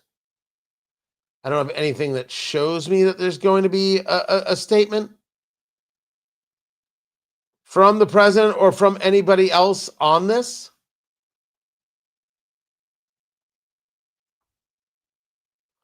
But this is a story, kittens. A large-scale story. President Trump firing Kristi Noem. That is something else. All right, I'm going to start digging into this. We'll take the break right now. We're gonna stick around a little bit longer. Might not be full hour, but I want to make sure I get all the pieces in there and out there. And I had this conversation with Ed Morrissey queued up to share, but we'll have to postpone that a little bit. So hang loose, smoke them if you got them, and we'll be back in a little bit. There's more show ahead. I'm glad you guys are here. Interesting developments, people. Gotta love that. Be right back.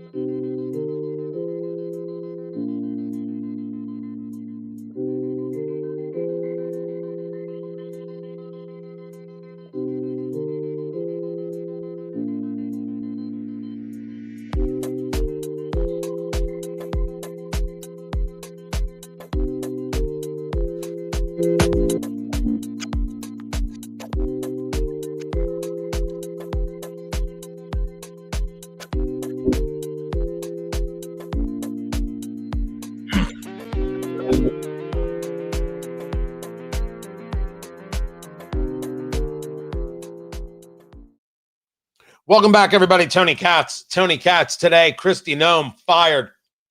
Damn. All right.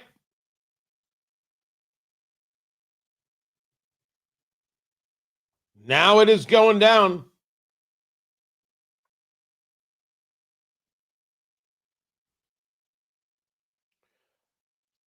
Oh.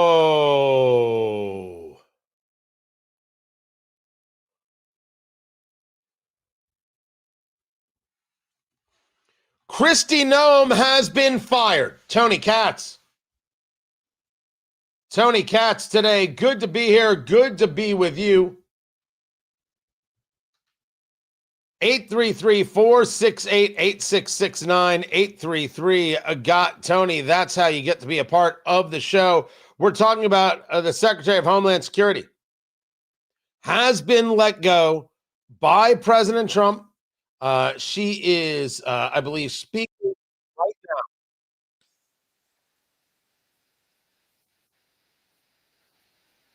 now. Which is our cybersecurity agency, which goes out and not only hunts down bad actors that would attack us on our cyber systems, but also gives us mitigation measures for how we can harden our systems. Infrastructure such as water and people, and to make sure that we're prepared for any threats that we may face, but also respond to them in a way that honors what our ideals. Trying to find the right feed here, and it's absolutely killing me. Let me get back to this one. If it would absolutely, it's killing me. It is a shock to many. A shock to many that this has happened. What is it that led to her being let go? What is it that led to the president saying, "Okay, I've had enough of you here"? Well, there is a statement that is out there by President Trump that, of course, announces that Markwayne Mullin will be his pick to lead Homeland Security. I thank Kristi for her service at Homeland. The current Secretary, Kristi Noem, who has served us well and has had numerous and spectacular results, will be moving to be special envoy for the Shield of the Americas, a new security initiative in the Western Hemisphere that we are announcing on Saturday in Doral. So, she's not, wait a second, be perfectly clear, she's out. She's out, and Donald Trump gave her a landing. That tells me a whole bunch, by the way. Starting with, the president didn't actually want to fire her. He didn't want the look. He didn't want to be seen as somebody giving in to these leftists. He didn't want it. The last thing in the world he wanted to do was to give these people, lack of a better word, what it is they wanted. The left is screaming, you have to fire Kristi Noem, and he wanted none of it. Absolutely, positively none of it. That's what this tells me.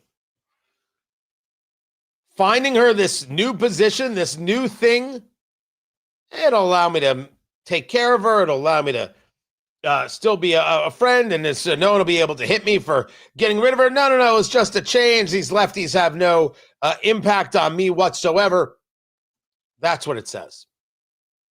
Now, as I think it was Bill Melugin noted, there was something of interest about what she stated in her testimony just yesterday.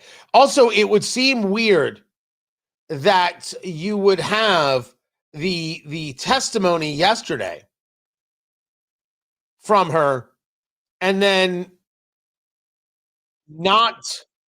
And then fire her today. That would seem to be quite an awkward stance that one would take. You would not make that maneuver. And then the mayor, we still were This is Secretary Noem. Justice over 2,600 criminals, and in a way that significantly dropped their crime rate and significantly helped those communities continue to take those public safety threats off the streets. We got over 150 different illegal sex offenders off of the street. We saw one of those arrests included a criminal illegal alien from Venezuela that was convicted of aggravated criminal assault and abuse of a child. I'm thankful that that individual is no longer on the streets because of the cooperation of those local law enforcement. We have She's going to go on and just start touting herself and the accomplishments. We don't need that. We need to ask ourselves whether this has a serious effect on anything. Does this, and the first and foremost, people want to say this is about Trump and what does it mean for Trump? And oh my gosh, he caved to the. Now you turn to the Democrats. Where's the funding for Homeland Security? Where is the funding for Homeland Security now that this is done? There was talk, and I think it was Bill Malugin who pointed this out, that in her testimony, Noam made reference to being in an ad, and Trump is like, I don't know anything about her ad. She testified in the Senate this week that President Trump approved of and was aware of a $200 million ad campaign that featured her. Trump tells Reuters he didn't sign off on it, quote, I never knew anything about it, unquote. According again to Bill Malugin, Fox News, Senator Kennedy of Louisiana, who had a back and forth with Noam at the hearing this week, said Trump was, quote, mad as a murder hornet. That Noam claimed he approved the $200 million ads contract. Kennedy was offended by the contract amount, called the White House and told them he planned to press her on it at the hearing, and the White House didn't oppose it. Very, very, very often, what you hear and what you see and what is the truth are very different things. Now, you ask me, Tony, you telling me that Trump is upset that an ad campaign featured her and not him? Because that's how that would get played. I always like to remind people of Congressman Tom Price, who was a congressman from Georgia. He was great. Oh, I used to have Tom Price on the show. I enjoyed that man, doctor by trade. Enjoyed him tremendously. And then in the first term, you forget, he was the Secretary of Health and Human Services. People forget this. And then he started, it was remaking his office, or he was taking flights and bringing family, and Trump wanted none of that, and he was gone. That was the end. That was the end of a guy who was a smart guy, a guy who really could have explained Obamacare and why we need to rip it out by the root. Remember, these were the days we were talking about skinny repeal and all that jazz. He was the guy. But he engaged in a misappropriation of funds, and that was the end of it. $200 million ad campaign? By the way, $200 million? All I know is, do me a favor, producer Landon, can you check? Can you see if this show got any of that ad money? Because if not, then I'm infuriated. That is the kind of thing, historically, that would drive Trump nuts. Now, some would argue it would drive him nuts that it was focused on her and not him.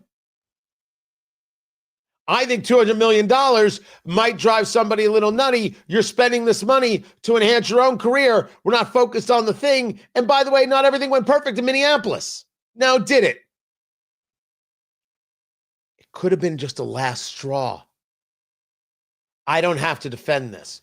But what of the new gig? What is it of the new gig that we think is legit or not legit? What do we make of this and this idea of the shield of the Americas?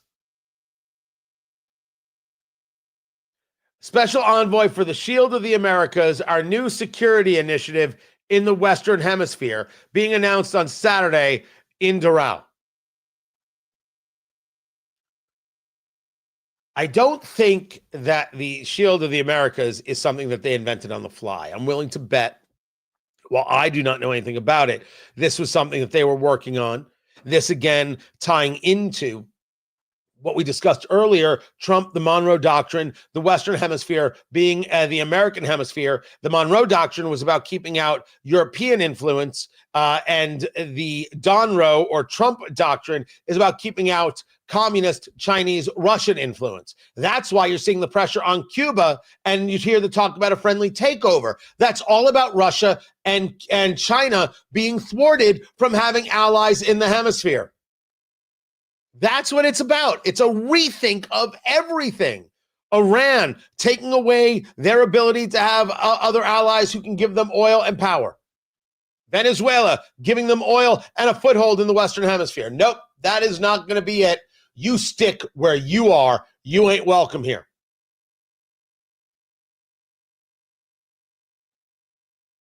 It is possible that there was this thing because of Trump and the Western Hemisphere, the Monroe Doctrine, etc. Whether or not he wanted to put Noam in this position, I don't have an answer. But he could put her in this position for a year and then move her out. And when you see a firing, there's a legitimate question to ask. Who's next? I argued that because of the Epstein files and his testimony in front of Congress, Howard Lutnick would be next. You can't say you kept yourself a distance from Jeffrey Epstein and then say, oh yeah, I was on his island with my family, my wife and my kids having lunch. You made it all so public that you want nothing to do with them.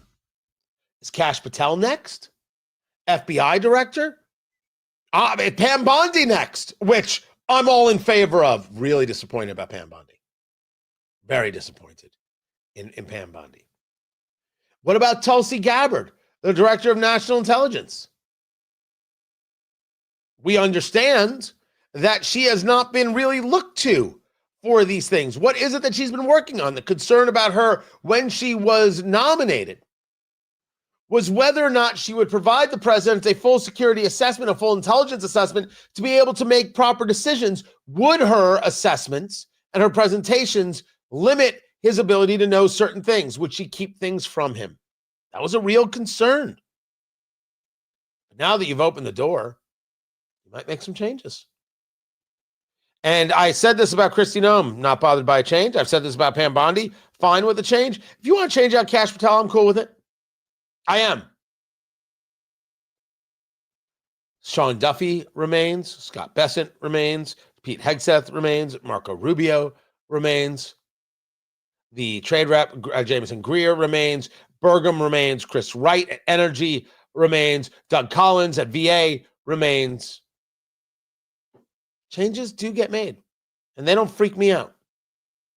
The question here is, was this pressure because of what happened in Minneapolis, or was this last straw?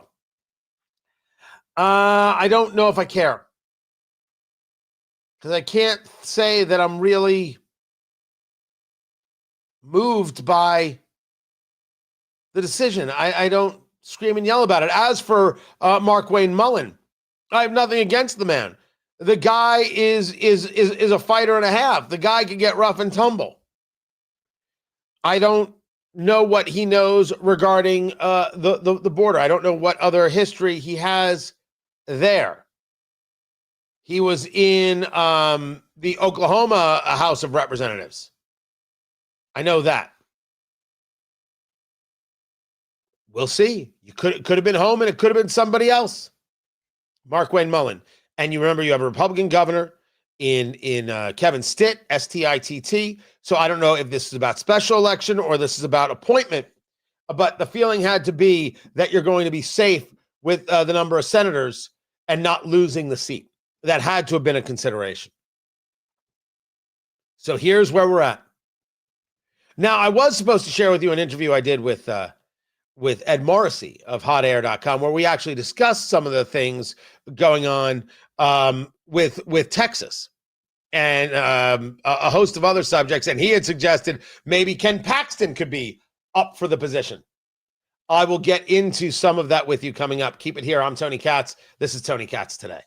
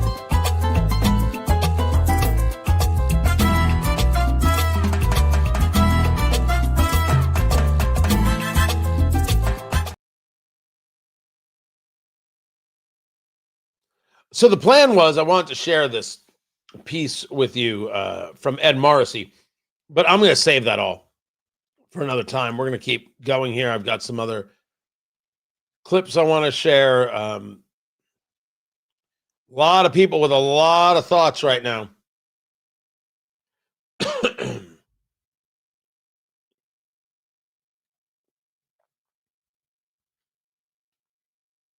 Yeah, a lot of people talking about this thing with Kristi Noem and John Kennedy being it.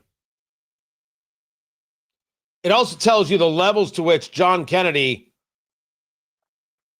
has ability and has credibility. And John Kennedy's great, by the way. Absolutely fantastic.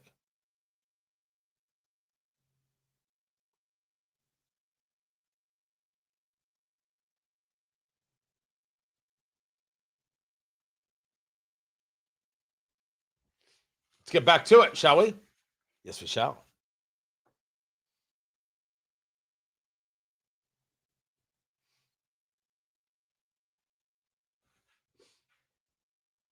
The largest state sponsor of terrorism, Iran and its proxies, have killed more Americans than any other terrorist regime on earth.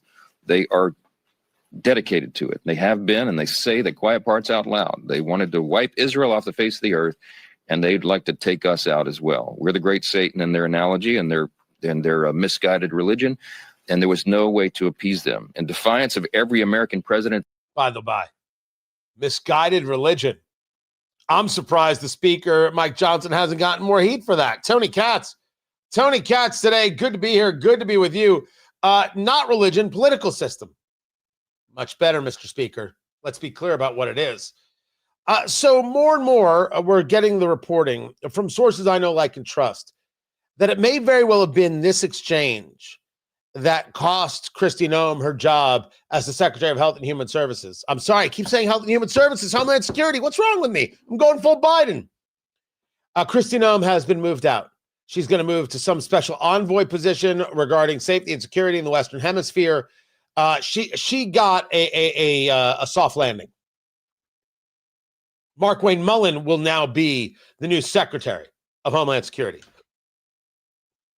Some people are going to ask, why not Tom Homan? Why not others? But we'll get to that. But wait, what may have very well broken the back and been the end for Trump on dealing with Kristi Noem, because he may have already been frustrated regarding Minneapolis, was this back and forth with Senator John Kennedy of Louisiana, who we all adore, and a $200 million contract for advertising that featured Secretary Noem. You square that concern for waste, which I share, with the fact that you have spent $220 million running television advertisements that feature you prominently.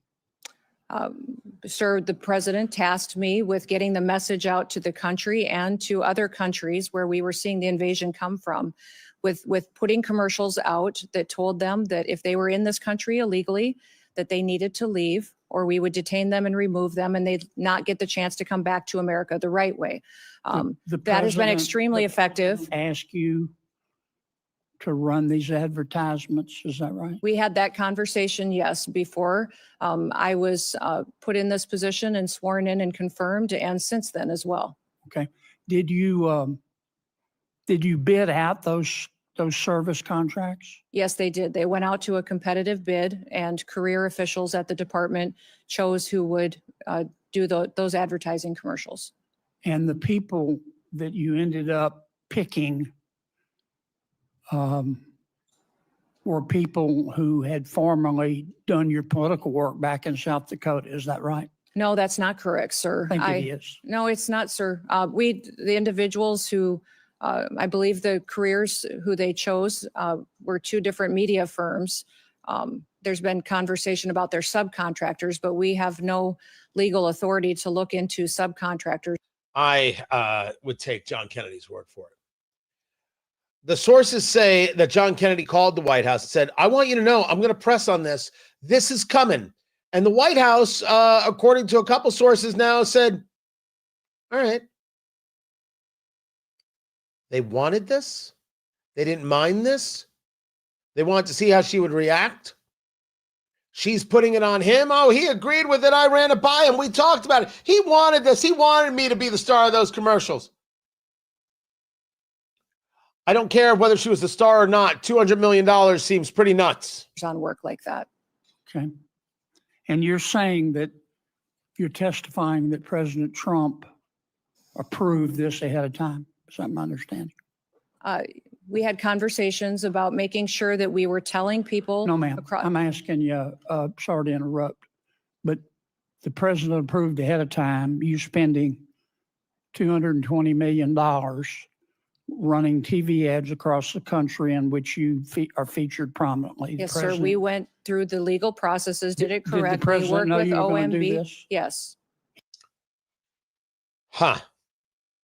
Honestly, that could have been it, but I would argue that's more last straw than anything else.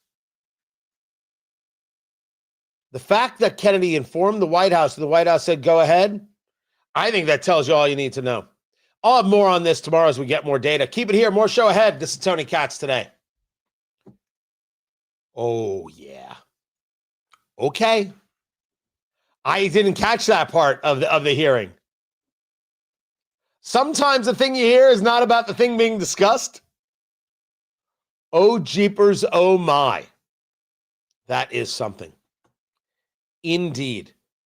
Guys, I appreciate you. I just want to make sure I covered that a little bit. There's more radio show at WIBC.com. You should tune in there. I am back tomorrow at noon Do not forget to subscribe. We'll have more on this, as well as the latest out of Iran. Tomorrow at noon, I know some of you got here late. I'm just glad you're here. You go to YouTube, subscribe there at Tony Katz.